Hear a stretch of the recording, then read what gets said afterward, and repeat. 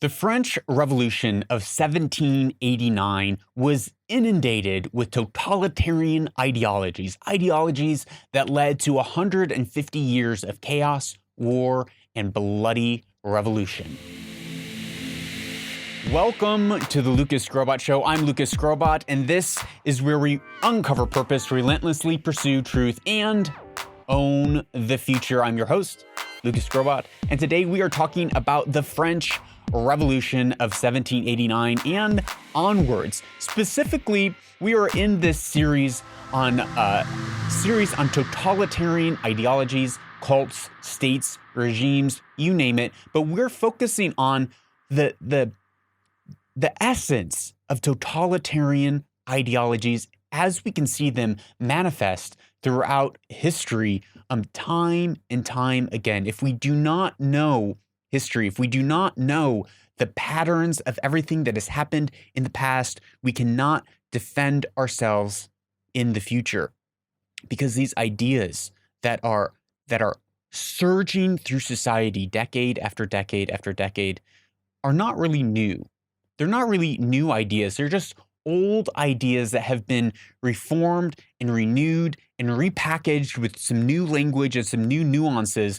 But the underlying ideologies, the underlying driving forces, the underlying modes of operation, by and large, remain the same.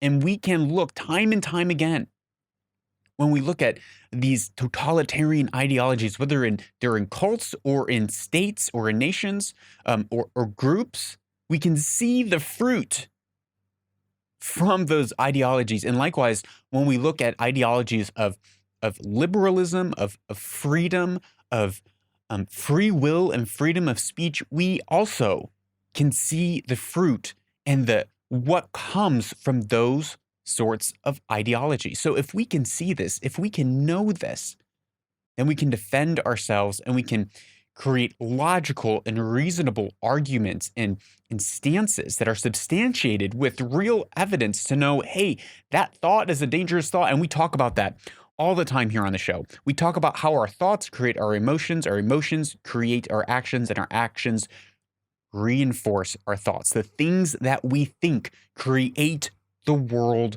around us. The things, the ideas that go through our mind and that we adopt and that we foster, they create strongholds in our mind that will play out in the behaviors of our life, and that will affect our destiny, that will affect our children, that will affect our entire all of our relationships. It all comes back down to what we believe, the premises of how we view the world and how we are to function and live within the world. So, the French Revolution of 1789. There are a lot of problems that led up to this revolution. Now notice that this is around the same time period that America had their revolution. So I'm not saying that revolution is bad. I'm not saying that they shouldn't have had a revolution. I'm not saying that there weren't amazing, horrible problems. I mean, the tax on the poor was so high. The rich, the elite of that time were just living in just extreme wealth, extreme riches, while, under the feudal system, while the peasants and the poor were struggling to even eat.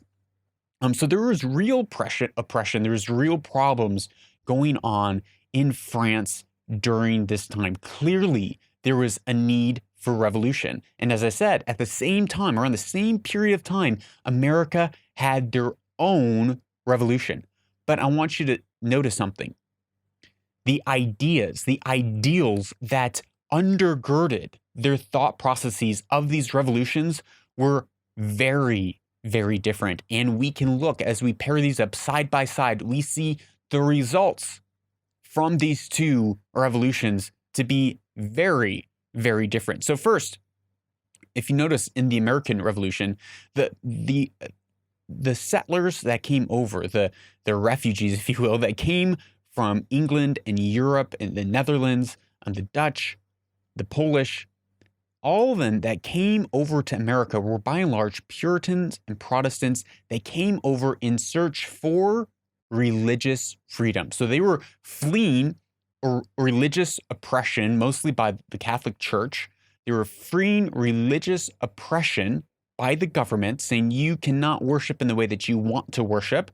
They were fleeing that to America, and they said, we want to create a society where each individual has their own agency and freedom to worship the way that they want. They were adopting the founders and those who created the framework of the Constitution and the Declaration of Independence in America, that were pushing for this revolution in America, had adopted ideas that came from Milton on freedom of speech and the danger of censorship.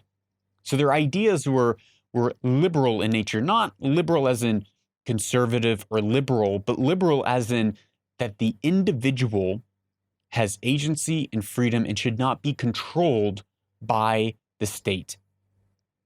Again, they believed the premise of the individual was the supreme expression of the state, of the government, and that the government was in place to empower the individual to make their individual choices.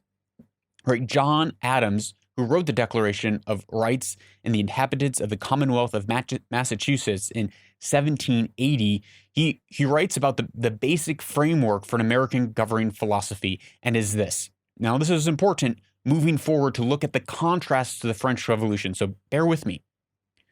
He wrote this, John Adams, all men are born free and equal and have certain natural, essential, and unalienable rights, among which may be reckoned with the right of enjoying and defending their lives and liberties, that of acquiring, possessing, and protecting property, in fine, that of seeking and obtaining their safety and happiness.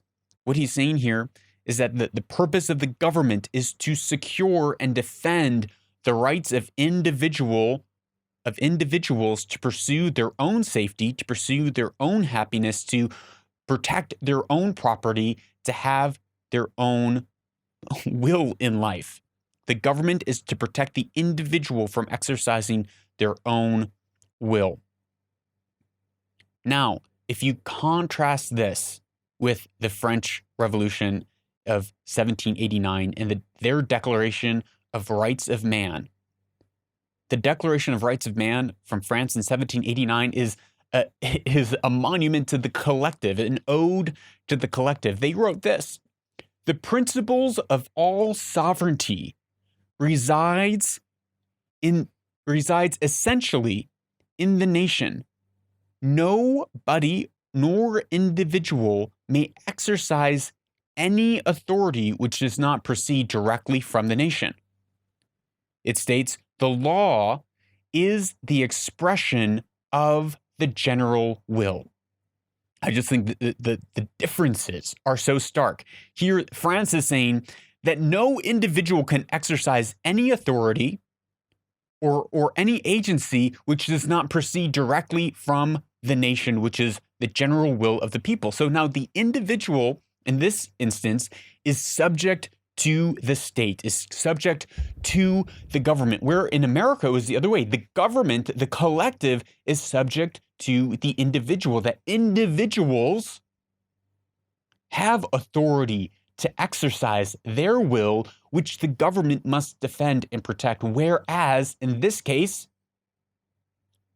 the individual is subject to the will of the government. They can't operate with any sort of agency.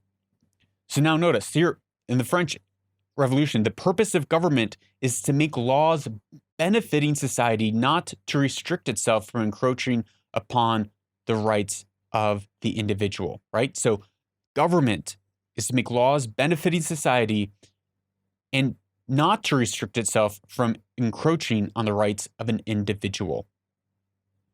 The guide of the French Revolution was not liberty as it was in America.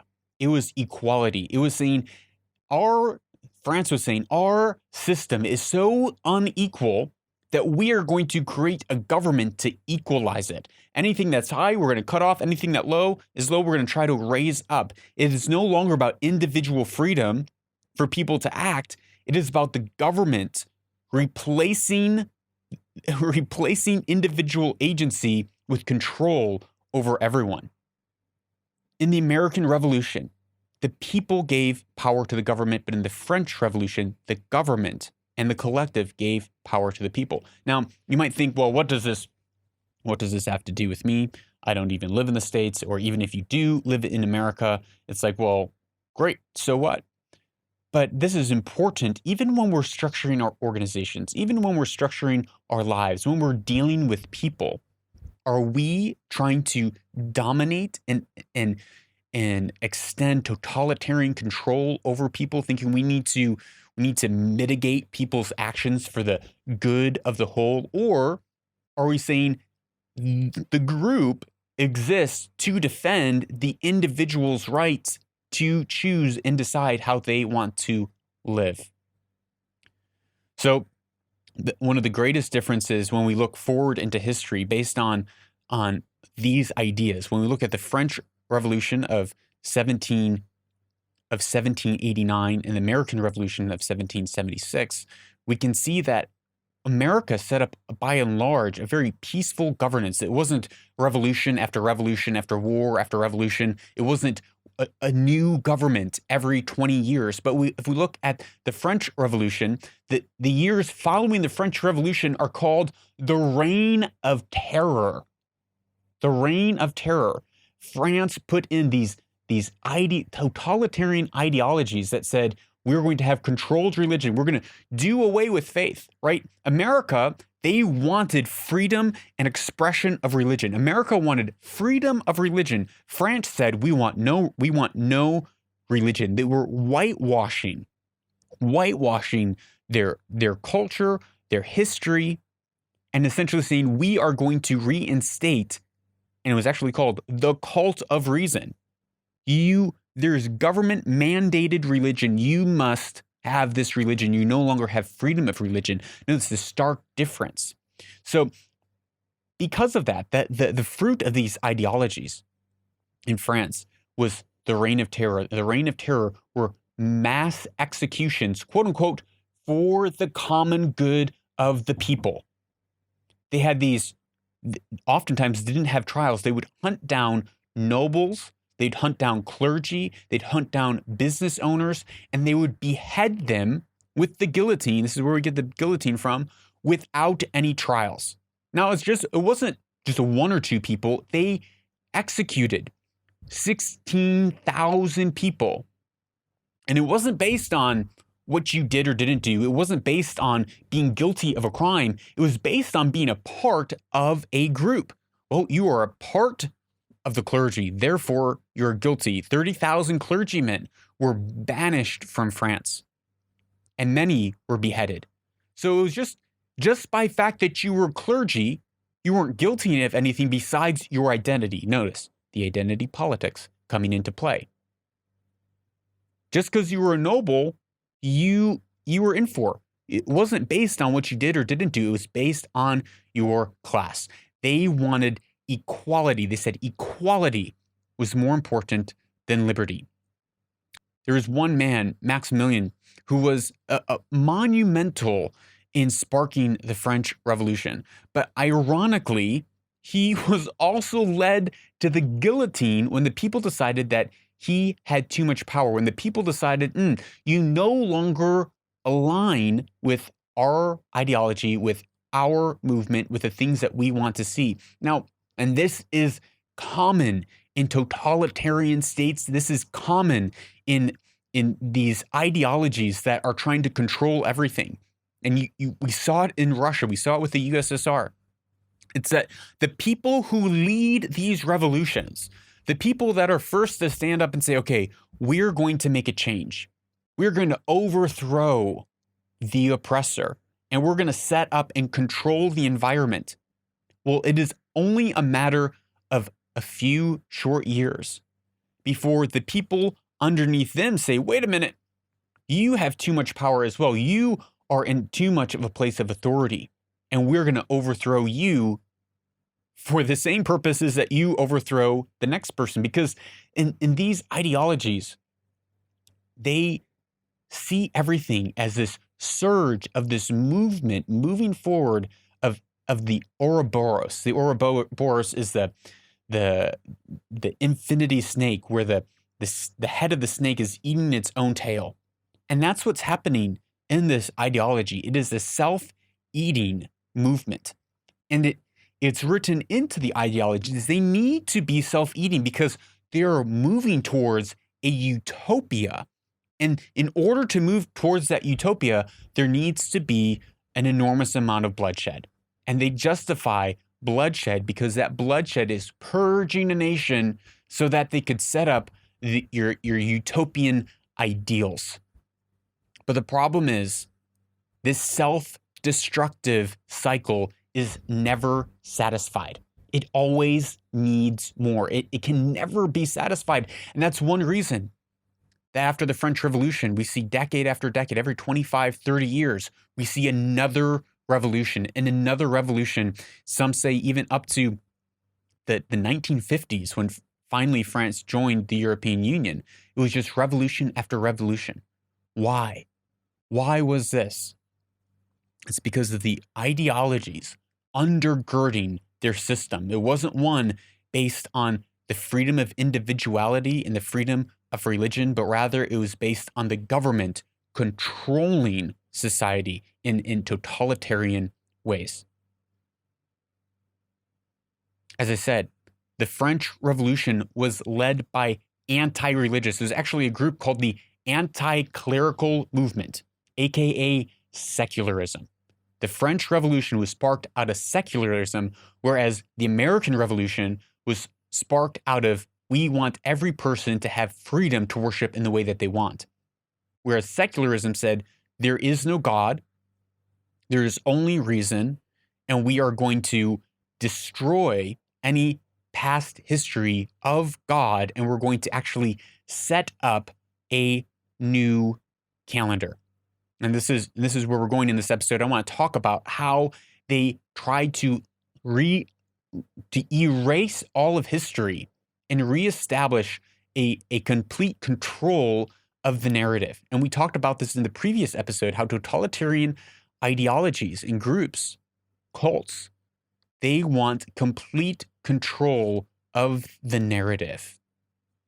They want complete control of the narrative. So what first came, in France at this time, the Catholic Church was controlling everything and corrupt. So I do agree that there needed to be a revolution, but the French Revolution, the ideologies that drove it were very different. So when they overthrew the Catholic Church, they started what was called the cult of reason, and they supplanted the Catholic religion and the state-mandated Catholic religion with another state-mandated religion, which was anti-religion, which was the cult of reason. And this is where we get into the extreme censorship and control of the media and complete totalitarian rewriting and erasure of history, right? In postmodern leftist revolutions, they often seek, as I mentioned, to erase history. Why? Why would people want to erase history? And this is why. Because if we can erase history and say, there is no beginning, middle, or end to this world, this cult, this ideology. There's no middle, beginning, or end.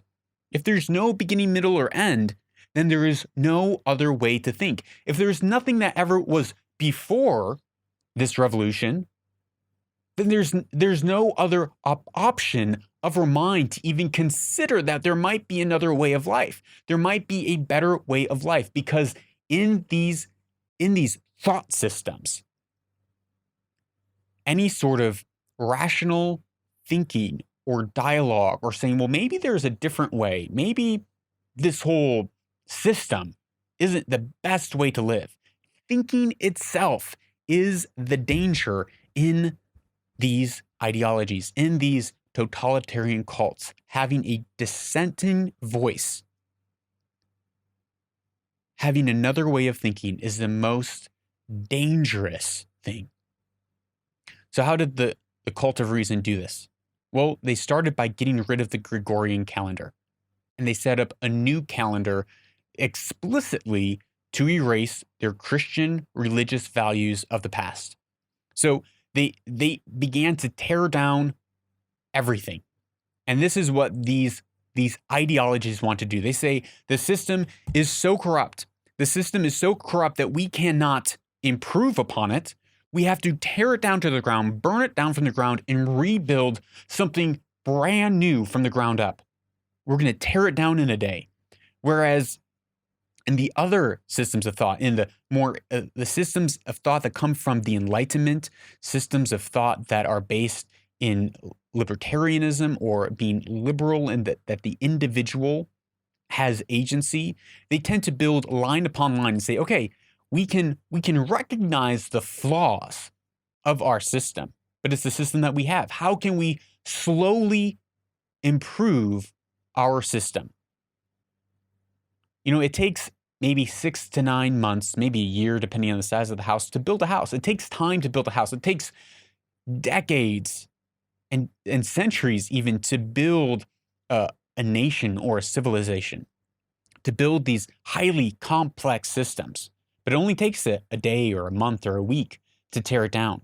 It's easy to tear something down, but it's very difficult to build something up. And so in the ideas that come from the Enlightenment, they would say, let us build upon it and improve our systems so that we can have a more egalitarian way of living.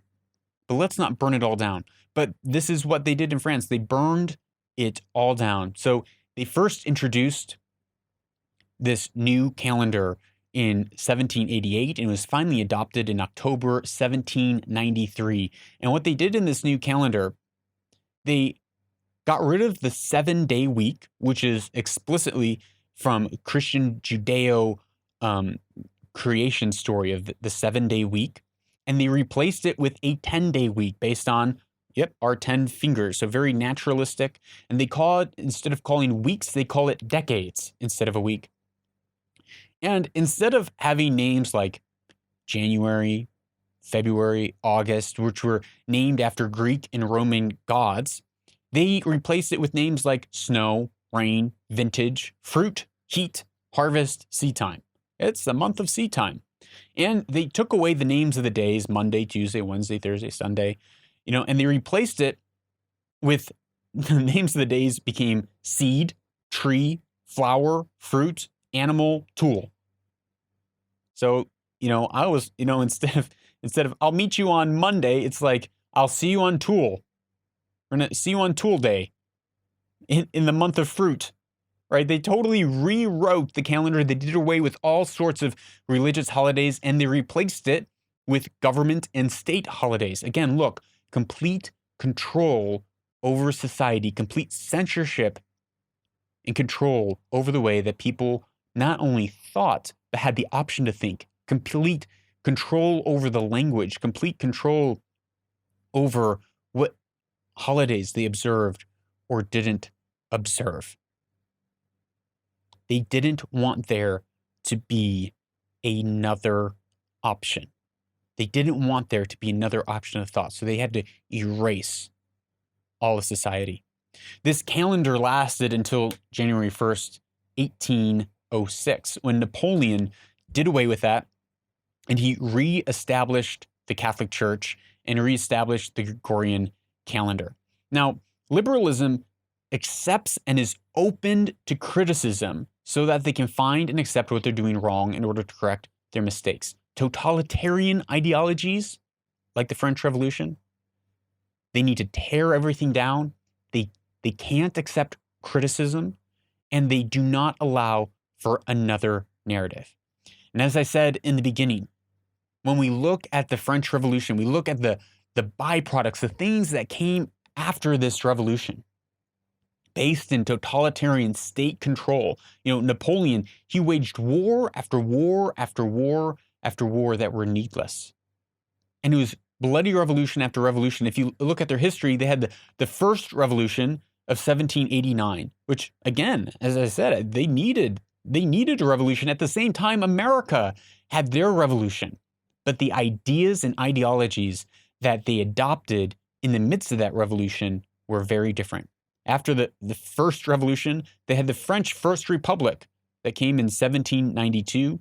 They had the First French Empire in 1804. They started the Bourbon Restoration in 1814. Then there was the July Monarchy in 1830, followed by the Second Republic in 1848, followed by the Second Empire in 1852, followed by the Third Republic in 1870. And in that, there was 3 different movements that lasted until 1914. Notice each movement just being eaten and churned over by the next one, filled with these internal struggles and contradictions in the name of trying to equalize, trying to find equality, rather than giving the individual liberty to live as they would. These are important.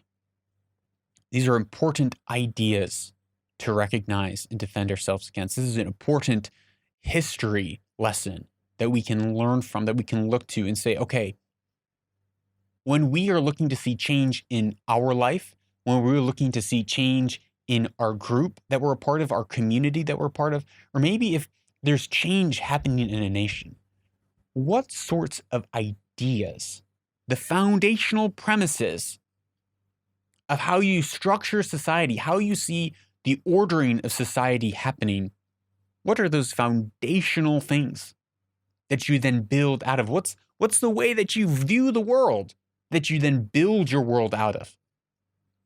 Does the individual have freedom to choose, freedom to believe, freedom to have the religion that they want? Or is it the state's and government responsibility to control everything that the person thinks, reads, or listens to?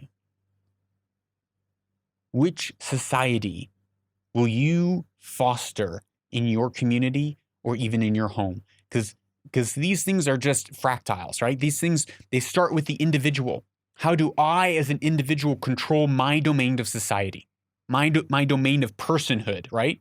How do I control myself? Then goes out to your family. What's the cultural dynamic within the walls of my immediate family? What sort of environment? Is it complete and control a totalitarian ideologies within a family, or is there liberty and freedom for people to pursue what they want to pursue? And then within your community that you're a part of, then within the state, right? So there's these different circles of domain of authority. And so we may not be leaders of states, or we may not be writing policy, but we are influencing and impacting our life and those around us. So what ideas are you going to adopt today? And I hope that you adopt ideas of liberty. I hope that you adopt ideas that open up the door for reasonable thinking, for giving people agency and individuality to be able to disagree with you without censoring and shutting them down, without cancel culture sweeping in to say no. If you disagree, like the reason that Maximilian was killed at the guillotine, the reason that Maximilian died at the end, he was the one that started the revolution. It's because he said, this whole cult of reason thing, I think it's a little bit too far. I think it's a little bit too out there. I'm going to start my own cult. It was called the Cult of Supreme Being. He's like, we need to have some sort of deism. So he started this cult, and this deistic cult called the Cult of Supreme Being. And those who were in power in the Cult of Reason essentially said, no way, we're not going to let you reinstate some sort of faith-based religion, believing in God. We're done with God. We're washing society from God. And because of that, you got to go too. You and all your posse, everyone who stands with you. And they all went to the guillotine. So are you going to foster an environment that anytime someone steps out of line with your talking points, you cut them out of your life? that you block them, that you delete them, that you cancel them, that you railroad them? Or are you going to create an environment where there's conversation, where there's freedom for people to say what they think, where there's freedom for people to make mistakes, where there's freedom for people to ask questions, and where there's freedom for people to have different walks of life? And that's what's important in this day and age, that we would seek truth, because it is the truth that sets us free. But when there is a totalitarian control enforcing everything, that's not freedom and that's not truth. But each individual needs to learn to search it out for themselves and walk in it for themselves. That's all for this episode. We're going to continue this series on totalitarian ideologies. We're going to be talking about the Chinese Cultural Revolution and the Chinese struggle sessions that they would have. We're going to continue even talking about Yugoslavia and Venezuela and some of these things that happened. Please, I really love getting your questions. If you WhatsApp me at +1 202 922 0220, I would love to answer your questions right here on the show, whether it's on YouTube or on the podcast, wherever you go. I would love to answer them. Also, my book, Anchor: The Discipline to Stop Drifting. It is a book that I wrote in a time of my life where everything seemed to come to a halt, and I was searching and seeking of how do I create an algorithm, if you will, a metric in my mind for what does it mean to be successful? What does it mean to reach my goals? What does productivity really mean? And so this is a short 100-page book. If you find yourself stuck or struggling or feeling like you're bouncing from one thing to the next and you're not getting any traction in your life, then this is a highly actionable book written just for you. If you're crushing your goals, just listen to more to the podcast. Anyways, that's all for today. I'm Lucas Skrobot. You are a change maker. Go out and own your future.